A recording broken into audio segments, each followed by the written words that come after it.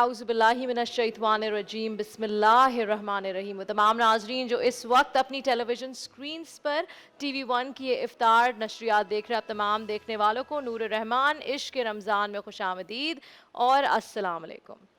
नाज़रीन कराम, आज 20 रमज़ानुल मुबारक है, यानी जो मग़फ़िरत का आशरा है उसका आखिरी दिन 20 रमज़ानुल मुबारक सन 8 हिजरी हम मुसलमानों के लिए बहुत अहम दिन है, बहुत अहम तारीख़ है।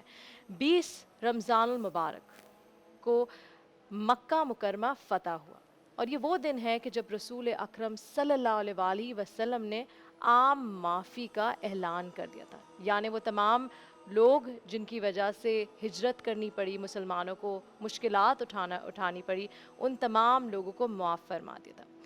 और यहाँ आपके साथ एक छोटा सा वाक़या शेयर करूँगी जो कुरान करीम में सूरे यूसुफ़ में है, हज़रत यूसुफ़ अलैहिस्सलाम का वाक़या।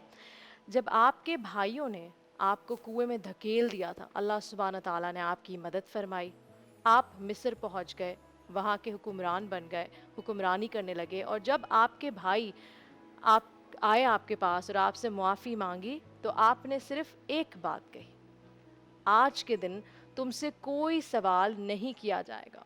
इसी तरह रसूल अकरम सल्लल्लाहु अलैहि वसल्लम ने फ़तह मक्का के मौके पर उन लोगों के सामने जिन्होंने आपको तकलीफ़ दी, मुसलमानों को हिजरत पर मजबूर कर दिया, उन तमाम लोगों को इन्हीं अल्फाज में माफ़ी का ऐलान किया कि जाओ, आज के दिन तुमसे कोई सवाल नहीं किया जाएगा।